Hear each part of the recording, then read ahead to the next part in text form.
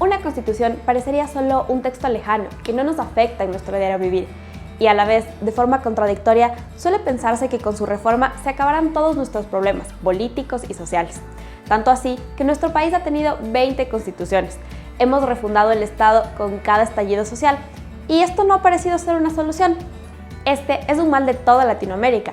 En Chile, por ejemplo, se está reformando el Estado desde una asamblea constituyente que plantea una nueva constitución para regir al país. Otros países, como Estados Unidos, han logrado tener una sola constitución desde su fundación hasta el día de hoy, claro, con 27 enmiendas. Pero, ¿qué es la Constitución y por qué es tan importante? A continuación, en Cultura Derecho, te contamos qué es este texto tan determinante para la vida de un Estado y de nosotros como ciudadanos. De forma general, una constitución es un acuerdo de reglas de convivencia, es decir, una forma de pacto político y social que organiza y regula el Estado. Y si bien todos los países tienen una carta magna, estas son muy distintas. Por ejemplo, en Reino Unido, su constitución no está escrita, simplemente es un conjunto de principios. Una constitución busca organizar un Estado y proteger los derechos de los ciudadanos, por lo cual asegura el orden, las libertades individuales y las libertades colectivas. Reconoce los derechos con los que nacen las personas y garantiza su cumplimiento. Por ejemplo, en nuestra Constitución podemos encontrar la garantía al derecho a la salud, a la educación, al empleo digno, entre otros.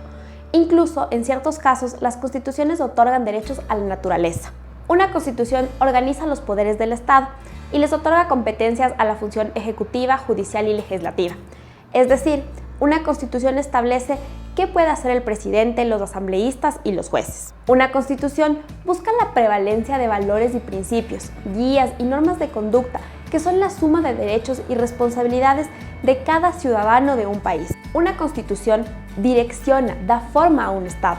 Por ejemplo, la Constitución de Ecuador, en su primer artículo, lo define como un Estado constitucional, de derechos y justicia social. Además, determina que es un Estado intercultural, plurinacional y laico. Estas no son palabras sin sentido, mucho menos al azar. Están muy bien pensadas y define cómo debe ser un Estado. Por ejemplo, un Estado es constitucional porque la Constitución es la norma suprema y todos tenemos que respetarla y regirnos a ella. Que sea intercultural y plurinacional, como por ejemplo Bolivia, significa que dentro del Estado conviven varias culturas y nacionalidades y que todos somos iguales. Por ejemplo, este principio busca que se reconozca el derecho de los pueblos indígenas a sus territorios ancestrales y también la justicia indígena. Pero, ¿cómo nace una constitución? Pues bien, la constitución nace de la voluntad del pueblo. Tal vez te acuerdas que no hace mucho, en 2007, en Ecuador se sometió a votación si se quería realizar una asamblea constituyente, para luego elegir a representantes o asambleístas que redacten una nueva constitución. Cuando esta constitución estuvo lista en 2008, fuimos los ciudadanos que en urnas decidimos aprobarla para que entre en vigencia y regule nuestro país.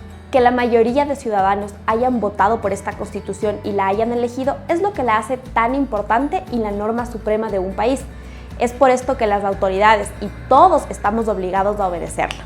Podrás notar en las noticias o en los medios que cuando hay conflictos sociales nos remitimos a la Constitución para resolverlos.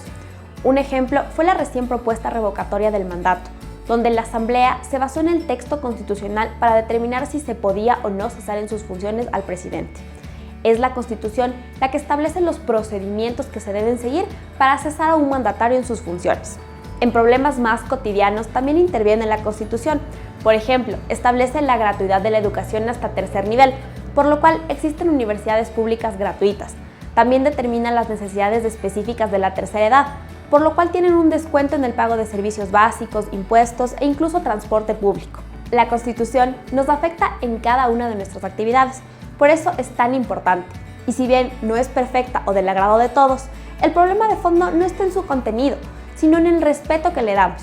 Como ciudadanos, es nuestra responsabilidad conocer nuestro texto constitucional y exigir su aplicación. Yo soy Cris Pérez, esto es Cultura Derecho y queremos poner el conocimiento jurídico al alcance de tus manos.